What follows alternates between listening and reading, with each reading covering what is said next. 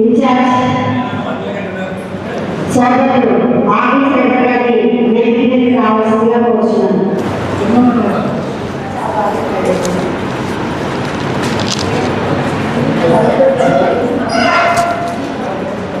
కుమార్ గారి సమావేశంలో నిలవలసిందిగా కోరుచున్నాను.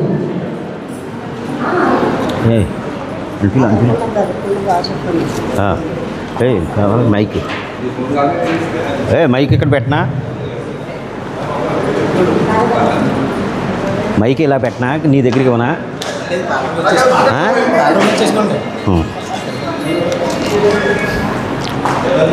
అందరికీ నమస్కారం. ఇంతవరకు పేషెంట్తో ఉన్నారు. ఇది లాస్ట్ కార్యక్రమం అనుకోకండి, టీ కార్యక్రమం కూడా ఉంది. సార్, మన ఆకుల శ్రీధర్ గారి గురించి చెప్తున్నానండి. ఆకుల శ్రీధర్ గారు బీజేపీ లీడర్గా తూర్పుగోదావరి జిల్లా 2003లో ఉన్నారు. మండల యువమోర్చా అధ్యక్షుడిగా, పోలింగ్ బూత్ అధ్యక్షుడిగా, తూర్పుగోదావరి జిల్లా యువమోర్చా అధ్యక్షుడిగా 2015లో కూడా ఇన్ఛార్జిగా కూడా ఉన్నారు. 2019లో ఎమ్మెల్యేగా పోటీ చేసి రాజమండ్రి రూరల్ చేశారు. కానీ ఎన్నికలకు సంబంధించి ఉత్తరాంధ్ర, ఢిల్లీ, గుజరాత్ రాష్ట్రాలకు ఎన్నికల సంబంధించి ఎలక్షన్ కమిటీలో కూడా పనిచేశారు. శ్రీధర్ గారిది చాలా మంచి భావం అండి. చిన్న కార్యకర్తనైనా సరే, ఇప్పుడు నేనే ఉన్నాను ప్రస్తుతం. నా ఫోను ఎత్తవలసిన అవసరం కూడా లేదు. నేను చాలాసార్లు ఫోన్ చేశాను. అయినా సరే ఆయన రిసీవ్ చేసుకునే విధానానికి మనం ఎమ్మెల్యే అవ్వలేకపోయామనే ఒక బాధలో కూడా ఉన్నాను నేను. ఆయన స్వభావానికి ఇప్పుడు కడియంలో మొన్న జరిగిందండి, ఆర్ఎస్ఎస్ది చిన్న పిల్లోళ్ళలాగా ఆయన ఆ వేషధారణ ఏంటి అన్నీ చేసుకుని ప్రతి చిన్న వ్యక్తిని కూడా పలకరిస్తారండి. ఆయన దగ్గర ఉన్న ఇదికి మనం ఎప్పుడూ పాదాభివందనాలు చేయాలి. కానీ చాలామంది అవమానాలు చేసినా సరే ఆయన పార్టీని విడవకుండా అందరినీ సమానంగా చూస్తాం. చాలా నాకు ఒక్కోసారి ఆయన్ని చూసి చాలా నేర్చుకోవాలనే ఇదితోటి ఉంటున్నాను సార్. ఆకుల శ్రీధర్ గారు మాట్లాడతారు. సభ యొక్క సారాంశము వివరిస్తారు. వదిలేండి.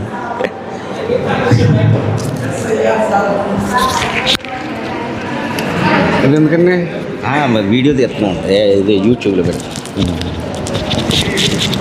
పెట్టండి.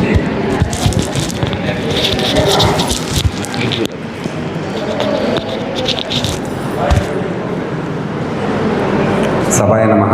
అందరికీ నమస్కారం. నాకు ఎస్ఐఆర్ దాని గురించి ఇచ్చే దానికి అధ్యక్షత వహించిన కుబేర్రావు గారికి, మండల ప్రధాన కార్యదర్శి, అలాగే వేదిక ముందునున్న సోదరిమణులకి, సోదరులు, సీనియర్ నాయకులందరికీ కూడా నా హృదయపూర్వక నమస్కారాలు. ఇప్పుడు ఈ యొక్క ప్రశిక్షణ కార్యక్రమం పెట్టడానికి ముఖ్య ఉద్దేశం ఏంటంటే, ప్రతి ఒక్కరూ కూడా మనం ఇంతకుముందు మాకు సీనియర్ నాయకులు నాగిరెడ్డి గారు కానీ వాళ్ళు ఎవరైనా బుర్రాల వెంకటరావు గారు వీళ్ళందరూ ఉన్నారు. ఇంతకుముందు ఏంటంటే జిల్లా వైడ్గా జరిగేది ప్రశిక్షణ, 3 రోజులు ఉండేది. 3 సంవత్సరాలకు ఒకసారి మనం చేసేది. అది అందరూ చెప్పారు. కానీ దీన్ని మనం ఎందుకు తీసుకోవాలంటే, మండల వైజ్గా ఎందుకు తీసుకొచ్చారంటే, మండలంలో కూడా మన ఒక కుటుంబ వాతావరణం వచ్చి మనలో ప్రతి ఒక్కరు కూడా లీడర్గా ఎదగాలని పార్టీ ఈ యొక్క కార్యక్రమాన్ని డిజైన్ చేసింది. దీనికి మన రాష్ట్ర అధ్యక్షుల వారు పివిఎన్ మాధవ్ గారు చాలా ఉన్నతమైన ఆలోచనలతో పార్టీని ముందుకు తీసుకెళ్తున్నారు. దీన్ని ప్రతి ఒక్కరూ కూడా వినియోగించుకోవాలి. కానీ మన ధవళేశ్వరంలో సీనియర్ నాయకులని చెప్పుకున్నా, లేదంటే మనం ఎవరైనా చెప్పినప్పుడు కూడా అది హిందుత్వం సంబంధించవనివ్వండి, భారతీయ జనతా పార్టీ సంబంధించవనివ్వండి, పార్టీని ముందుకు తీసుకెళ్ళాలి. దానికి ఏ వంకలు పెట్టి నేను ఆ పనిలో ఉన్నాను, ఈ పనిలో ఉన్నానని చెప్పడం కాదు, పార్టీని ముందుకు తీసుకెళ్లాలని నేను మనస్ఫూర్తిగా కోరుకుంటున్నాను. నాకు మా అబ్బాయికి పొంగు చూపింది, ఆడికి స్నానం చేయించిన తర్వాత మా అమ్మాయికి వచ్చేసింది. పొలిమేర దాటు రాకూడదన్నారు. కానీ పార్టీ నాకు ఒక బాధ్యత ఇచ్చింది. ఆ బాధ్యతను ఖచ్చితంగా చేయాలనే ఉద్దేశంతో నేను మా గ్రామ దేవత దండం పెట్టుకుని ఇక్కడికి వచ్చాను.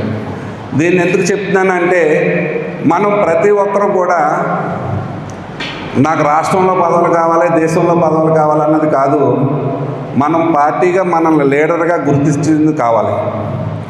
నన్ను మా కడియ మండలంలో కానీ, మా సావరంలో కానీ, నా సొంత ఊర్లో కానీ జనసేన కానీ, తెలుగుదేశం వాళ్ళు కానీ, వైసీపీ వాళ్ళు కానీ ఏదైనా కార్యక్రమం వచ్చిందంటే శ్రీధర్కి తెలియపరచాలి, తనతో మాట్లాడాలని చెప్పి నాతో సంప్రదిస్తారు.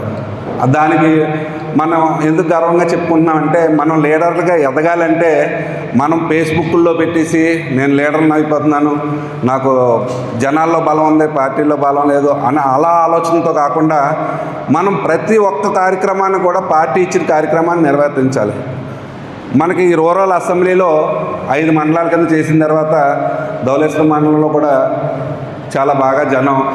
ఇంతకుముందు ఏంటంటే రూరల్ మండలం ఒక మండలంలోనే ఇంతమంది ఉండేవారు, అంతే 40-50 మంది ఉండేవారు. కానీ ఈ రోజున మండలం విడిన తర్వాత 3వ మండలం కింద చేసిన తర్వాత 50 మంది 60 మంది వస్తున్నారు. మనకు అదృష్టం కొద్దీ ఎంపీ గారు అలాగే సీనియర్ నాయకులు సోమేరాజు గారు కూడా ఉన్నారు. వారిని మనం వినియోగించుకుంటూ మనం లీడర్షిప్లో ఇప్పుడు ఉదాహరణ చెప్తాను. కొన్ని యేసు ఉన్నాడు, తను ఏ కార్యక్రమం ఉన్నా జనాలు తీసుకురావాలన్నా ఏది చేయాలన్నా కానీ ముందుగా వస్తాడు. అన్న నేను వస్తానంటాడు. ఏ విధమైన స్వార్థం లేకుండా నిస్వార్థంగా వస్తాడు. అలా చాలామంది నాయకులు ఉన్నారు. ఇంకా నాయకులుగా ఎదగండి. మీరందరికీ కూడా ఈ ఎస్ఐఆర్ అన్నది కూడా ఇప్పుడు మన ప్రశిక్షణ అంతా ఒక భాగం అయితే ఎస్ఐఆర్ అన్నది మరో అద్భుతమైన ఘట్టం. దీన్ని మనం 90 రోజులు ప్రక్రియగా చేసుకుంటూ మీలో లీడర్గా ఎదగాలనే వాడు ఎవరైనా ఉన్న ఆలోచన ఉంటే వారందరూ కూడా, ఇంతకుముందు నేను ఎమ్మెల్యేగా కంటెస్ట్ చేసినప్పుడు పోలింగ్ బూత్లో మనకు 276 పోలింగ్ బూత్ల్లో ఏజెంట్లు పెట్టుకోవడానికి ఇబ్బంది పడేవాళ్ళం. అలాంటిది కొన్ని పేటల్లో ఏమన్నా అక్కడ మనకు రారండి అని చెప్పినా కానీ, నేను ఎమ్మెల్యేగా కంటెస్ట్ చేసినప్పుడు అన్ని బూతుల్లో కూడా ఏజెంట్లు పెట్టాను. అది ఎందుకు చేయాలంటే మన లీడర్షిప్ని పెంచుకోవాలంటే అప్పుడు దాని యొక్క విలువ ఏంటన్నది ఈ యొక్క ఎస్ఐఆర్ మీద, ఇది మంచి సబ్జెక్ట్ మీద నాకు ఇన్ఛార్జ్గా ఇచ్చారు, మన అసెంబ్లీకి ఇచ్చారు. దీన్ని మనం చేసుకుంటే ఒక ఎమ్మెల్యే కాదు, ఒక వార్డ్ మెంబర్ అవనివ్వండి, సర్పంచ్ అవనివ్వండి, ఎవరైనా సరే వారందరికీ కూడా ఎస్ఐఆర్ చాలా ఉపయోగపడుతుంది. దీని యొక్క ముఖ్య ఉద్దేశం ఏంటంటే, ఇది ఎస్ఐఆర్ చేసేసారు, ఏదో మా ఓట్లు తొలగించేస్తారు, మమ్మల్ని బయటకు గెంటేస్తారన్న ఆలోచన కాదు. ఇది 1952లోనే ఎస్ఐఆర్ అనే దాని మీద మన కేంద్ర ప్రభుత్వం అప్పట్లో నెహ్రూ గారు పెట్టారు. ఇది 2 సంవత్సరాలకు ఒకసారి 3 సంవత్సరాలకు ఒకసారి జరుగుతుంది. ఇప్పటికి 10 సార్లు జరిగింది. ఇదేదో బీజేపీ వారు మనల్ని అందరినీ చేసేసి వాళ్ళు నెగ్గేయడానికి ఏదో ఎలక్షన్లో మన ఓట్లు తీసేస్తారు అనుకుంటున్నారు. అదంతా తప్పు, అదంతా పాపగండ. ఎందుకంటే మనం 2004లో వాజ్పేయి గారు ప్రధానమంత్రిగా ఉన్నప్పుడు ఈ ఎస్ఐఆర్ చేశారు. అప్పట్లో మనం అదే చేసుకుని ఉంటే 2009లో మళ్ళీ వాజ్పేయి గారే ప్రధాని అవుతుంది. ఆయనకి ఏ విధమైన మచ్చ లేదు, చాలా అద్భుతమైన నాయకుడు.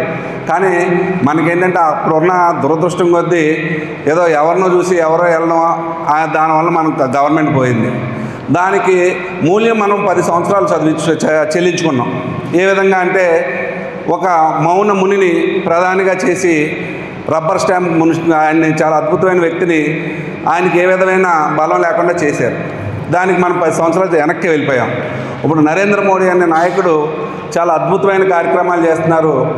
దానికి ఈ యొక్క ఎస్ఐఆర్, మన ఏరియాలో ఎస్ఐఆర్ యొక్క ఉపయోగం ఏంటంటే, ఒక్కొక్క దగ్గర 2 ఓట్లు ఉంటాయి. ఫర్ ఎగ్జాంపుల్, మా అన్నయ్య వాళ్ళు ఉన్నారు, వాళ్ళు పోలవరంలో ఉన్నారు, వాళ్ళకి సావరాన్ని కూడా ఓట్లు ఉంటాయి, అవి తొలగించడం. లేకపోతే ఇంతకుముందు నాకు సొంత ఇల్లు లేదు, నేను సొంత ఇల్లు లేని వాడిని వేరే ఇంటికి అద్దెకి వెళ్ళాను, అక్కడ ఉంటే అక్కడ 2 చోట్ల మనకి ఓట్లు వచ్చేస్తాయి. అలాంటివన్నీ కూడా మనం తొలగించుకోవడం. లేకపోతే నా పేరు ఆకుల శ్రీధర్, ఏదో తప్పు పడుద్ది, అక్షరం తప్పు పడుద్ది, వయసు తప్పు పడుద్ది, దానివల్ల చాలా ఇబ్బంది గురవుతాం. దాన్ని మనం సరి చేసుకోవడానికి ఎస్ఐఆర్ అన్నది చాలా మంచి కార్యక్రమం. ఇది మనకు 90 రోజులు ఇస్తున్నారు. ఈ 90 రోజులు కూడా మనం అందరం కూడా మనకు పోలింగ్ బూత్లో BLA 1గా నాకు ఇచ్చారు. అంటే రాజమండ్రి రూరల్ అసెంబ్లీలో మొత్తం ఎన్ని బూతులు ఉన్నాయో అన్ని బూతుల్ని కూడా చూడడానికి నాకు రైట్ ఇచ్చారు. ప్రతి ఒక్క వైఎస్ఆర్ కానివ్వండి, తెలుగుదేశం, జనసేన ఏ పార్టీకైనా సరే ఈ యొక్క విషయం అలా ఏజెంట్లు ఉంటారు. మనం ఏంటంటే ఇప్పుడు BLA 1గా ఉండి BLA 2 మన కార్యకర్తలు ఎవరైతే ఉన్నారో ప్రతి బూత్లో కూడా ఒకరిని పెడతాం BLA 2గా. వారికి కేంద్ర ప్రభుత్వం నుంచి కొంత సొమ్ము అందుతుంది. దేని నిమిత్తంగా అంటే ఈ పోలింగ్ బూత్లో నువ్వు ఒక 1000 ఓట్లో 1200 ఓట్లో లేదా 1400 ఓట్ల వరకు మినిమం ఇప్పుడు జరుగుతున్నాయి. దాన్ని 1400 ఉంటే 2 పోలింగ్ బూత్లు పెట్టుకోవచ్చు. లేకపోతే మన ఎగ్జాంపుల్గా ఎవరిదో ధవళేశ్వరం చివరిని ఉంటుంది కానీ ఇక్కడ ఓటు ఉంటుంది. అలాంటి వారిని ఇక్కడే ఒక 600-700 వచ్చినాయి అంటే మన BLA 2 తన్ని ఇక్కడ ఒక బూత్ పెట్టుకునేలాగా మనం ఆఫీసర్కి చెప్పచ్చు. దూరం చాలామంది దూరంగా ఏమంటే మా దగ్గరండి ఎక్కడో జరుగుతుందని అంటారు కదా, అలాంటివి లేకుండా మనం అది కూడా సరి చేసుకోవచ్చు. మనం పోలింగ్ బూత్లు మనకు నచ్చిన చోట మార్చుకోవడానికి అది అంటే మనకు నచ్చిందనే చోట అని కాకుండా ప్రజలందరూ ఇబ్బంది పడుతున్నారు, అక్కడికి వెళ్తే పెద్దవాళ్ళు ఇబ్బంది పడుతున్నారు, ఇది 1000 ఓట్లు దాటిపోయింది, టైం అయిపోతుందండి, దీనికి ఇక్కడ తగ్గించుకోవచ్చు అంటే మనకు ఆ అవకాశం కూడా BLA 2 ద్వారా మనం చేయించవచ్చు. దాంతోపాటు కార్యకర్తకి బూత్ లెవెల్లో పన్నాలు కానీ, మనోజ్ కానీ, సాజిద్ కానీ ఒక బూత్లో ఉంటారు. ఆ బూత్లో ఉన్న వాళ్ళు అందరినీ గుర్తిస్తారు. ఇందులో నేను రాష్ట్ర నాయకుడిని నేను చెయ్యక్కర్లేదు అనే మాట అక్కర్లేదు. నేను రాష్ట్ర నాయకుడు అయినా కానీ మన బూత్లో మనకు అక్కడ మనుషులు లేకపోతే మనం పోలింగ్ బూత్ BLA 2గా ఉండొచ్చు. అది ఉన్నారంటే ఏమవుద్దంటే అక్కడ ఎవరన్నా ఇప్పుడు రాజుగారు ముందు చెప్పిన రాజుగారు 4 పథకాల గురించి చెప్పారు. చేరువ మొత్తం ఇవన్నీ గురించి వాటితో పాటు ఈ పోలింగ్ బూత్ BLA 2 ఉన్నారనుకోండి, వాళ్ళు ఒక 500 ఓట్లు 600 ఓట్లని మనం అంటే చేరువ కార్యక్రమం కానివ్వండి, ప్రధానమంత్రి చేసిన ఈ 11 ఇంచుమించుగా 118 పథకాలు ఉన్నాయి. ఆ పథకాలను వాళ్ళకి వివరించి వాళ్ళకి లబ్ధి చేకూర్చడంలో మనల్ని అందరూ కూడా ఏమంటారంటే బీజేపీకి ఎవరు ఉంటారులే, ఒక 10 మంది ఉంటారు, ఒక 5గురు ఉంటారు అని. దాన్ని మనం దాటుకుని వెళ్ళి మన సత్తా ఏంటన్నా చూపించాలి అనే ఆలోచన ఉన్న వాళ్ళు ఎవరైనా సరే నేను నాయకుడిని అవ్వాలి, నేను వార్డు మెంబర్ని అవ్వాలి, నేను సర్పంచ్ని అవ్వాలి, ఇక్కడ వార్డు మెంబర్లే కదా, వార్డు మెంబర్లు కూడా అవ్వాలనే బలమైన కోరుకున్న వాళ్ళు ఎవరైనా సరే దీనిని ఒక యజ్ఞంగా చేస్తే వారు ఖచ్చితంగా మనం 2025లో వార్డు మెంబర్లుగా, సర్పంచ్లుగా, ప్రజాప్రతినిధులుగా ఎన్నికవుతారు. దానికి నాది గ్యారంటీ. ఇలాంటి చిన్న చిన్న మన కార్యకర్త ఎవరైనా సరే వారికి ఏమన్నా నేను చేస్తున్నాను, నాకు ఎంతో అవకాశం ఉంది కదా అంటే BLA 2కి మన ఎవరైతే ఉన్నారో వారి అకౌంట్ తీసుకుండి కేంద్ర ప్రభుత్వం నుంచే వాళ్ళకి కొంత అమౌంట్ వస్తుంది. అది BLA 2కి నేరుగా కేంద్ర ప్రభుత్వం నుంచి వస్తుంది. అదంటే కేంద్ర ప్రభుత్వం అంటే మన మోడీ గారి ప్రభుత్వం కాదు, మన BJP పార్టీ నుంచి వస్తుంది. దాన్ని ప్రతి ఒక్కరు కూడా గమనించండి. మన ధవళేశ్వరాన్ని 36, 38 ఉంటాయి. సాజిద్ ఎన్ని ఉన్నాయి పోలింగ్ బూత్? ధవళేశ్వరం నీ రూరల్ ఈ మండలం 54 బూతులకు కూడా మనం మనుషులు పెట్టగలగాలి. ఆ పెట్టిన తర్వాత వారందరూ కూడా రేపొద్దున ప్రజాప్రతినిధులు అయితే మనం ఎవరం కూడా రూపాయి ఆశించాం, మనకి ఏ విధమైన వ్యసనాలు ఉండవు. మనం బీజేపీ కార్యకర్తల దగ్గర ఉన్న గొప్ప లక్షణం ఏంటంటే ఎవరో మందు తాగడాలు కానీ, చెడు వ్యసనాలు కానీ, ప్యాకెట్లు కానీ అలాంటివి ఉండవు. మనం అంతా కూడా భారత్ మాతాకి జై శ్రీరామ్ అనే బ్యాచ్గా ఉంటాం. అందుకని మనం అందరూ కూడా నాయకులుగా అవ్వాలంటే వారందరూ కూడా ఖచ్చితంగా కూడా మహిళామణులైనా సరే ప్రజాప్రతినిధులుగా ఎన్నిక అవ్వాలంటే వారందరూ కూడా ఈ SIR మీద వారు దృష్టి పెట్టాలి. ఈ SIR యొక్క మనం చనిపోయిన వారు, వలస వెళ్ళిన వారిని కూడా చూసుకోవాలి. వాళ్ళని ఇంచుమించుగా దీనికి సంబంధించి మొత్తం అందరిది కూడా SIR మీద వారికి ప్రతి ఒక్కరికి కూడా మనం పోలింగ్ బూత్లో ఉన్న BLA 2కి వారి యొక్క అర్హతలను బట్టి ఏమేమి ఉన్నాయన్న రెస్ట్రిక్షన్స్ అన్నీ కూడా మనం పంపిస్తాం.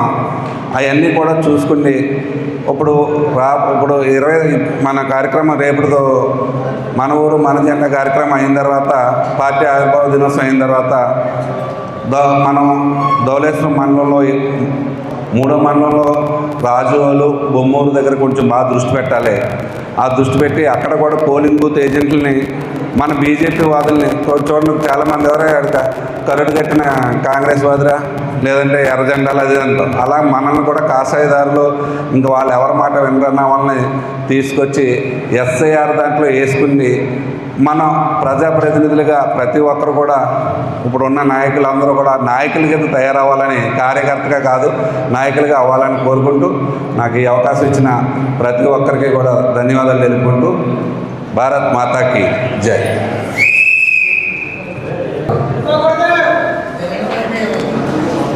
యేసు ఏడి